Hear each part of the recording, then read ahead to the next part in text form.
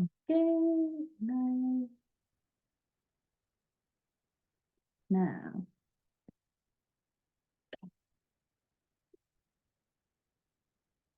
hello. Hi, everyone. I hope you have. Hello, we are live. Hello, hello. I hope that you are having a beautiful day. I mean, the sun is coming.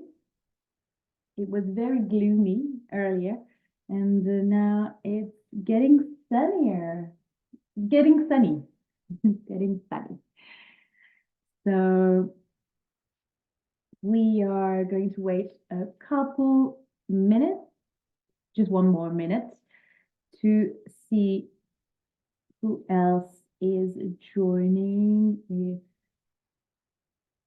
Katie is joining us for this live, or if anyone else is joining.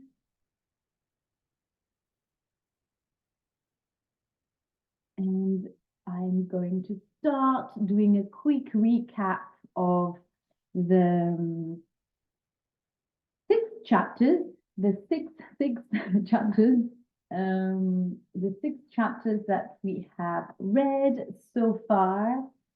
And so I'm going to start doing a quick recap of chapter 1 now. So we are reading this book, Girl, Woman, Other, written by Bernardine Evaristo. She is a British writer, and she has she is mixed race, or she has a background, a black background. I don't know which country she's from. I don't have the info here, maybe. I have it in the book. I'm not sure because I have the original version. So as you can see, so this is a graded reader, an easy reader, also known as easy reader. Is adapted. It is adapted. It's a book adapted for language learners, for English learners, and this is the original version. And Anglo-Nigerian. She's got a Nigerian background.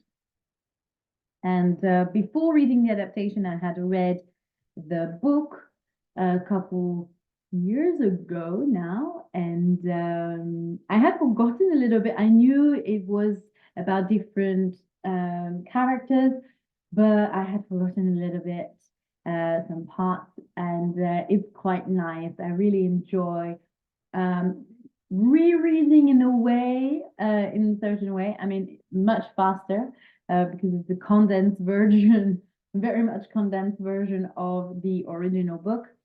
But it's actually quite nice to be able to reread this book, and being able to share my views, but also your views on the book as well. So it's a nice experience as well to reread this book this way. So chapter 1 is about Amma. Amma is, so let's say the first 3 chapters, the 3 characters are linked to one another. So this is the reason why the book is divided in parts. So part 1, you have you follow the story of 3 women who are linked to each other. Then part 2, we've started part 2, and we have finished part 2 now, which follows again 3 other women who are linked one to one another. And I assume then part 3 is going to be about a new kind of a new group of women, and So that's going to be quite interesting to discover that.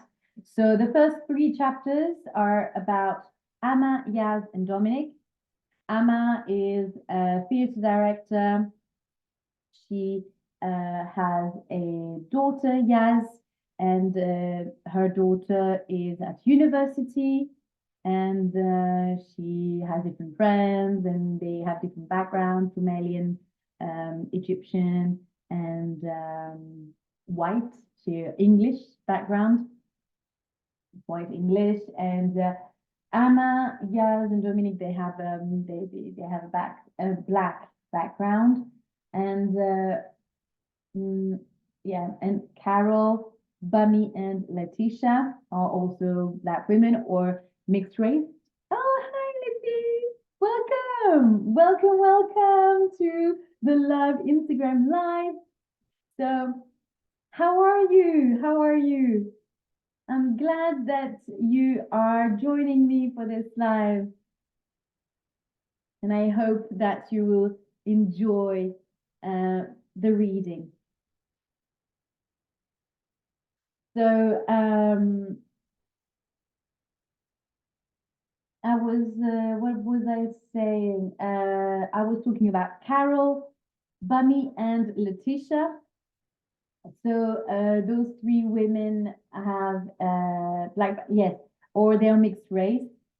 So Carole is a young woman, and her mother is Bunny, and Letitia is a school friend from Carole. So so those three, this is the link between those three women.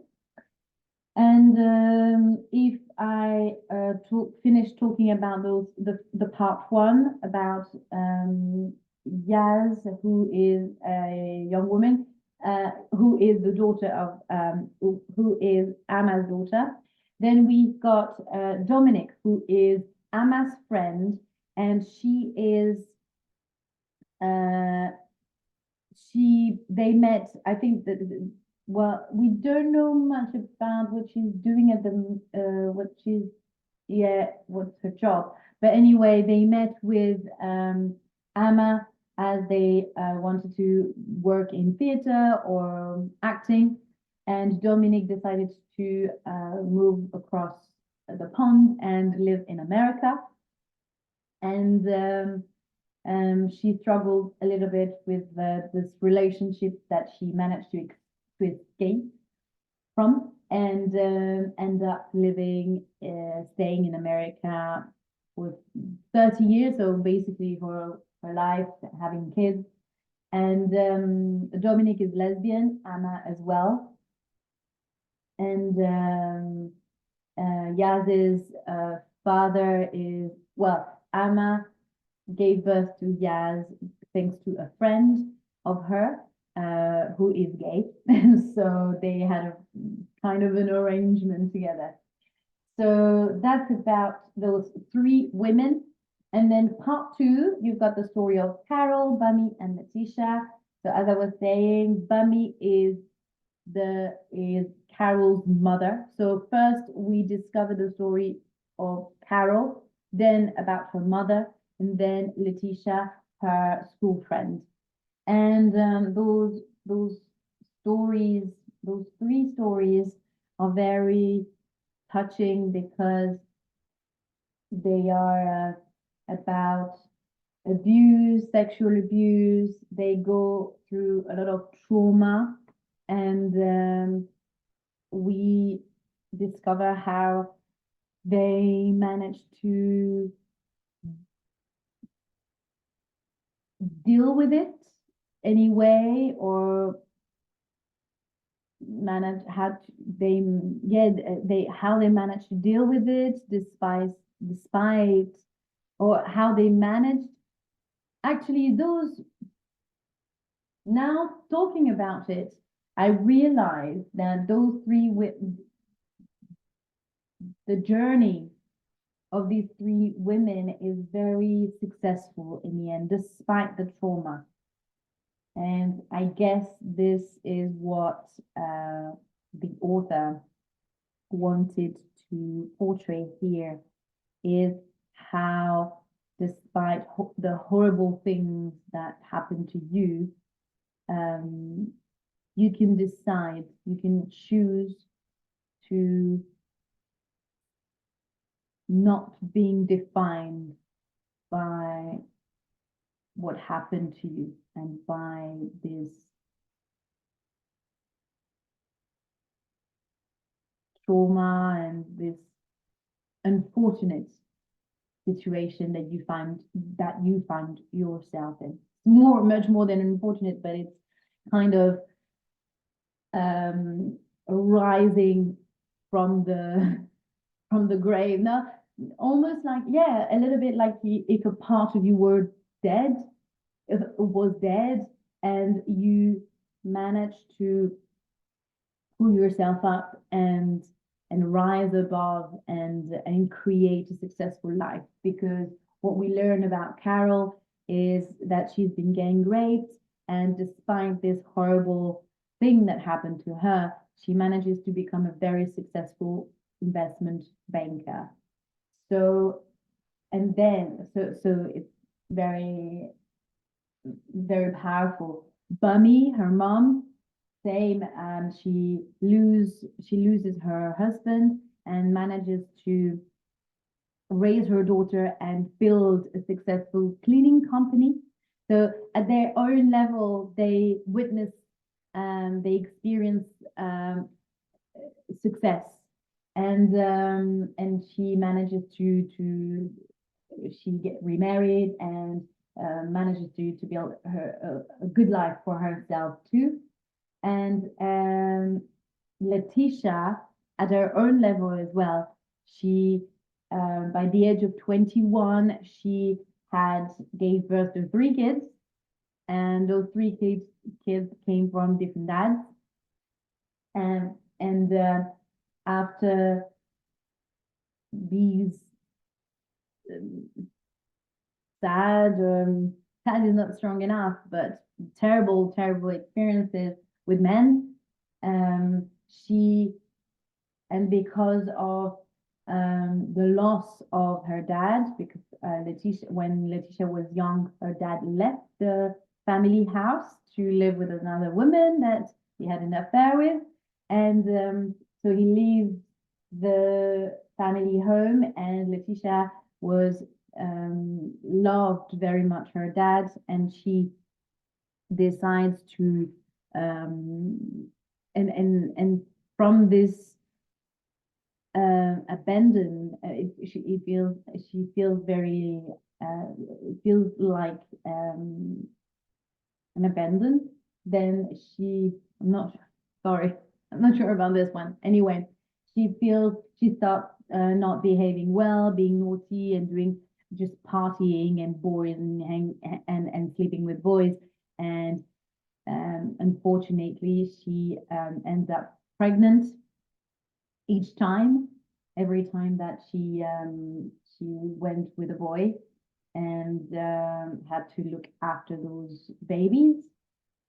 But then she learned her lesson after the 3rd kid, and after that she decides to get her life back on track and go back to school, to evening classes, to get an exam, to pass her exam, and end of the school exam, because she didn't have any degree or anything, and worked in a supermarket at the same time to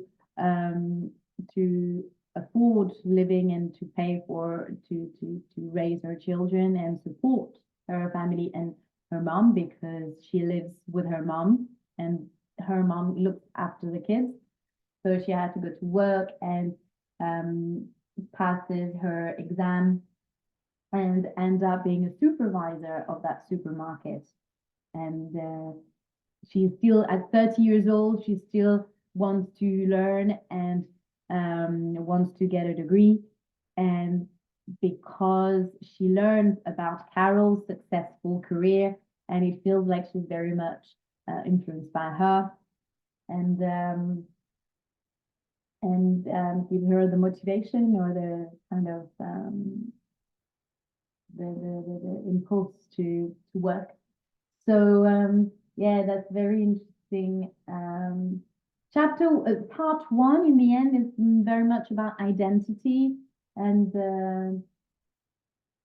finding your place in society. A little bit of abuse as well, with Dominic, and racism, those kind of topics.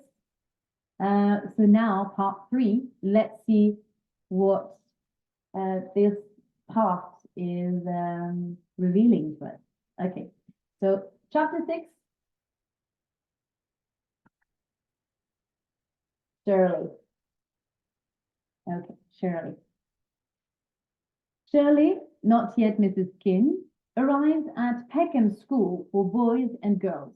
Peckham is a neighborhood, but not a borough, an area of South London, where there is a big community of Black people coming from different Caribbean, Africa, whatever, any um, different parts of the world. It is her first day as a teacher, and she's dressed smartly. She walks through the empty school and makes a promise to herself. She's not just going to be a good teacher, she's going to be a great one. The kind of teacher who will be remembered for years for helping poor children achieving anything they want in life.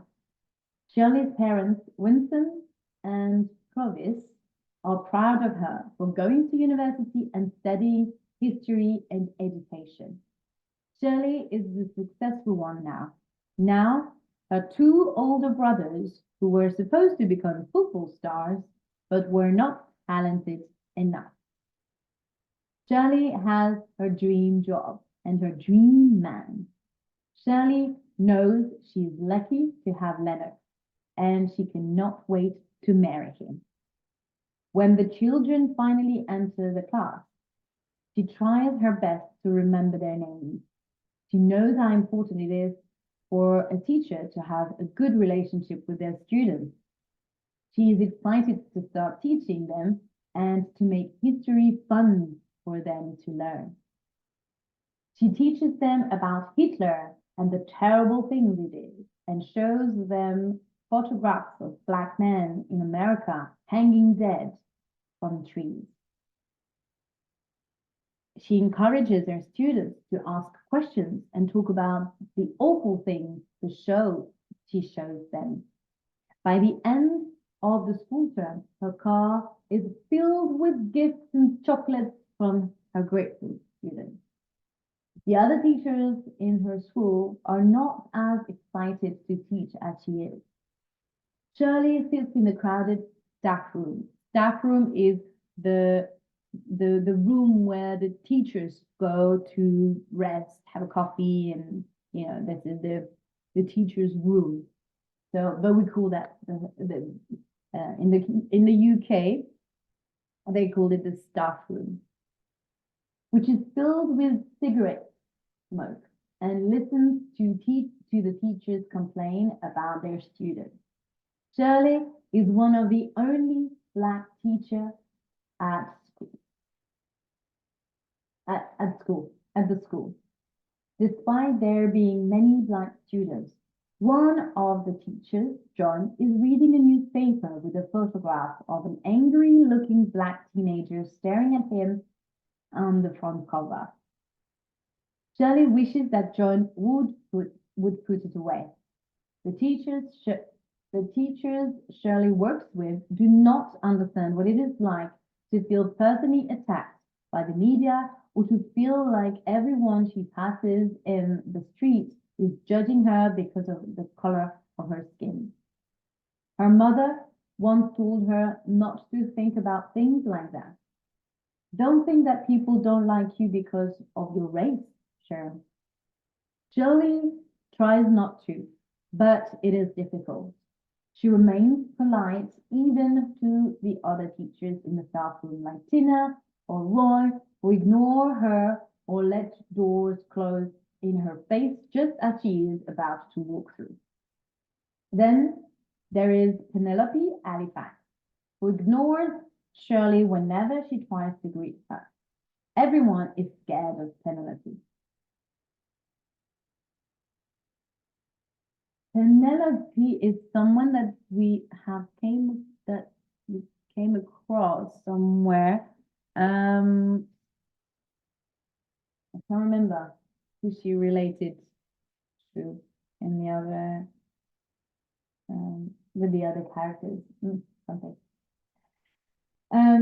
Then there is Penelope Halifax, who ignores Shirley whenever she tries to greet her. Everyone is scared of Penelope. One afternoon, after all the students have left the building and the teachers are having a meeting in the staff room, Penelope decides they need to talk about the school's bad exam results. Half of these kids are so stupid and badly behaved, we should suspend them or just kick them out now, says Penelope. Everyone knows which half she means. Penelope is known for only giving the badly behaved white children detention, while the black students always get suspended. I disagree, Shirley decides someone needs to speak up, to say something, to something out loud, yeah, to say something. I disagree, Penelope, she says. We shouldn't give up on them. We should make things more equal for them. Exams don't mean everything. If we don't help these children, who will? The room is silent until Penelope speaks. I've been working as a teacher for the last 15 years, she says in a voice that sounds tired and almost amused. I think you need to work for more than 2 terms before you try and argue with someone who actually knows what she's talking about. When Shirley gets home that evening, all she does is complain about Penelope Lennox. Lennox is her boyfriend, soon to be husband, I guess. How could she say that to me in front of everyone? Shirley asked Lennox. My job as a teacher is to help students who need it. Lennox listens to her complaint as he cooks her their dinner. Lennox is a good man, and she knows she's lucky to be able to come home to him. They first met at a party in London where they danced to Caribbean music. They spent the next few months learning about each other and eventually became a couple. Lennox is smart, handsome, and treats Shirley like his equal. One day, when they own their own home, Shirley knows they will have babies together. Shirley loves Lennox, but she has a life outside of him. She has a group of friends from university who she sees about once every 2 weeks, and she has her best friend, Amma. Ah, Amma, okay. So she's the same generation as Amma. Oh, I see. I knew that name rang a bell. Shirley and Amma have been friends since school, where they were the only 2 black girls in their years. Amma came out, so in the sense that she revealed that she was homosexual, as a lesbian. She came out as a lesbian to Shirley when they were 16. At first, Shirley thought it was quite disgusting, but she never told Amma because she did not want to hurt her feelings. Shirley continued to try her best to help as many students as possible, but it became even more difficult than before when the government changed their education rules. Instead of being able to write reports for each students that focused on their talents and abilities, she had to grade each child against strict rules. The students became stressed, and the new rules took the joy out of teaching for Shirley. Every year, the children behaved worse than the year before. They started to bring in weapons and drugs to school, and Shirley began to worry that one of her more difficult students would shoot her one day on her way home. That's a tough one. As time passed, Shirley began to hate her job. In the end, she becomes as um, she becomes like her other colleagues who were very negative about teaching. And so in the end, she ends up becoming like them. So I'm a teacher too in school, and I hope that it's something that I will not experience. I hope that I will be able to keep enjoying teaching, despite, even though it's not always easy, not every day easy. But I guess at some point when you start being resentful about your job, when you start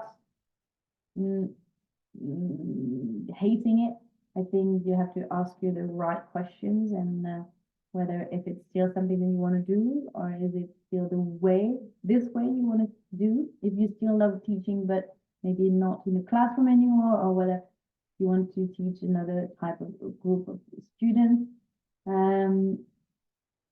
I think it's very important for your own well-being to ask yourself the right questions and just take a step back to reset and to avoid being in that position of not wanting to be there and having to face with children every day, because this is such a human job. We meet souls, like 100 souls every day, and when they feel that you're not you don't want to be there, they feel it.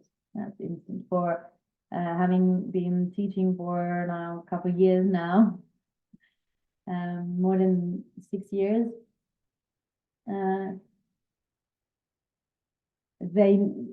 it's something that they feel, definitely. Okay, let's carry on.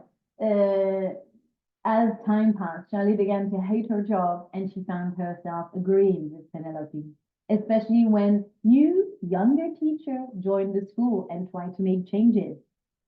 She and Penelope would sit together in the staff room and laugh at the new teachers with their big ideas but no experience, as they tried to make a difference in the lives of their hopeless students. So she started to have the same kind of discourse about the students. Shirley considered leaving the school and going to work at a private school for girls, but she was afraid of being rejected because she was too old and too bitter. Bitter here is, this idea of resentment, or being kind of negative. This idea of being negative, angry, upset because of a bad experience. Yeah, or when you feel like you've been treated unfairly, you're bitter or revengeful in a way, sort of. At home, things were still good. Lennox was still a loving husband and was now a father of their daughters, Karen and Rachel. It was hard for Shirley to balance work and her family once the girls were born, but her mother helped them a lot. Shirley's mother thought Lennox was the perfect man, and Shirley agreed. Lennox was a good man. who would never do anything to hurt her. She was helpful too. Once the girls were old enough, Lennox and her mother would take them to the beach on the weekends to give Shirley a break. Shirley would sleep for the whole weekend, grateful for her mother and Lennox's support. Even Amma helped with the girls a few times, but not often. Shirley, on the other hand, always took care of Yaz when she was bored. Shirley is on holiday visiting her. So here there is a gap. We are moving forward. I think this is a fast forward or something. There is a line, so we are in a different time period here. Shirley is on holiday visiting her retired parents in the Caribbean, where they now live. Shirley likes to visit her mother every summer. She thinks it is good for her to have the family visit, so Winsome can have people to look after.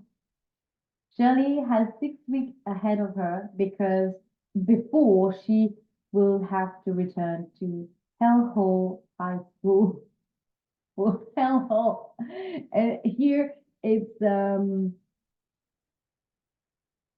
she gives a funny name to the school where she works, and and she calls her school the Hell Hole High School for Losers. Hi, hello. Where she will choose a few more students to mentor as she has done every year since Carole left. So Hell Hole, it's means a hole. It's that you make a hole, you dig a hole in the ground, for example. That's a hole.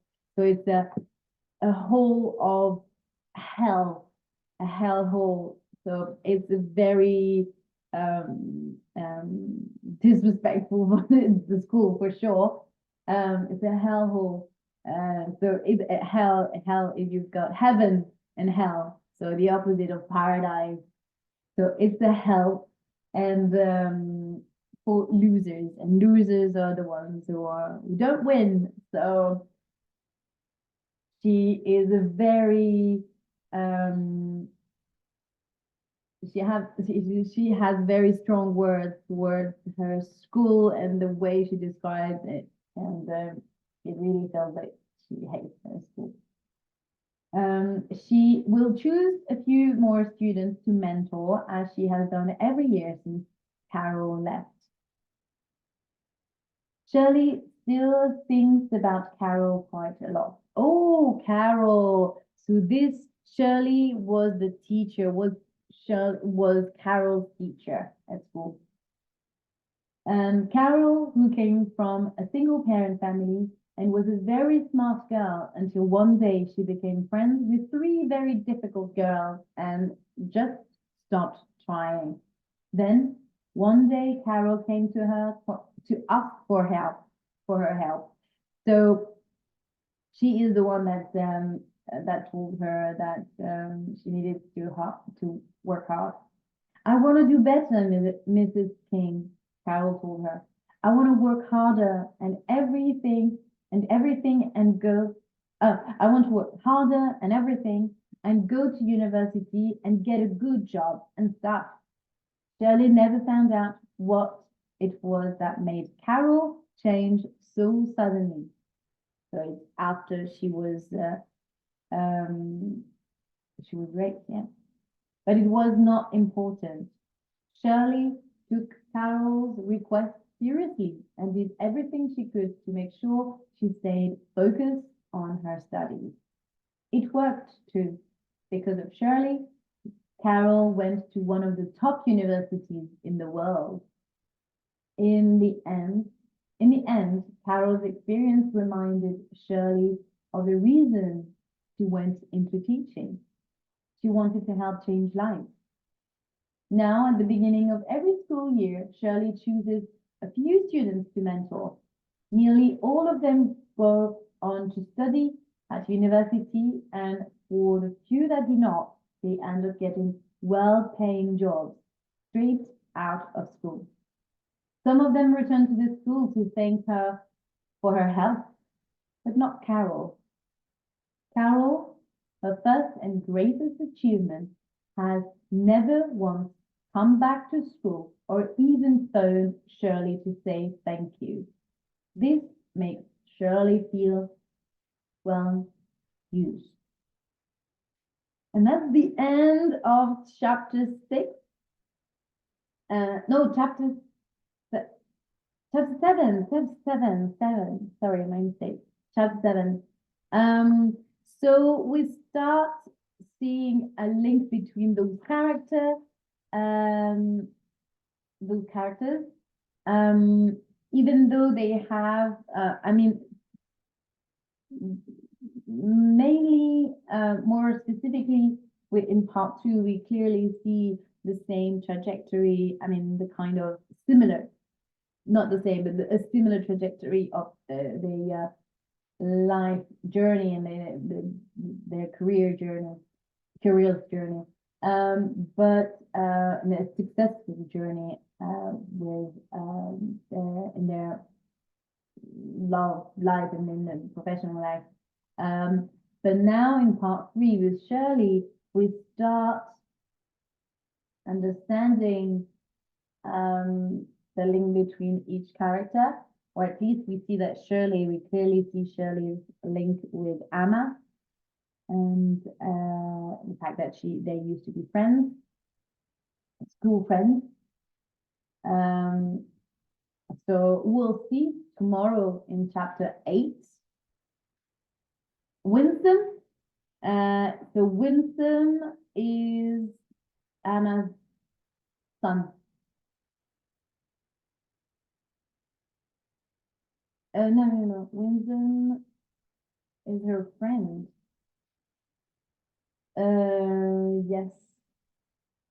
Winsome is her friend. Shirley's parents. Oh, no, my mistake. Shirley's parents, Winsome and Clovis. So Winsome is Shirley's dad.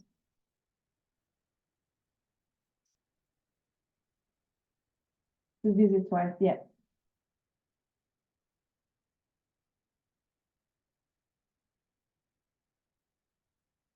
Yeah. So tomorrow, chapter 8 is about a man. So that's a different, that's going to be new. So it's about Winsome, Shirley's dad. So, let's see. I'm curious to learn about him. And that's interesting. And I'm curious to know as well, because I forgot now. I forgot about those characters. But I'm curious to know why specifically she chose to talk about this man. That's going to be interesting. Anyway, well, that was a very efficient, very quick read. I guess that chapter was actually quite short compared to the other ones. If I compare to other chapters, yeah, this one is quite a short one. So today this is a short live. So I hope you will enjoy the reading of watching the reading or listening to the reading of chapter 7 of Girl, Women, Other, and I will see you tomorrow for chapter 8. Bye.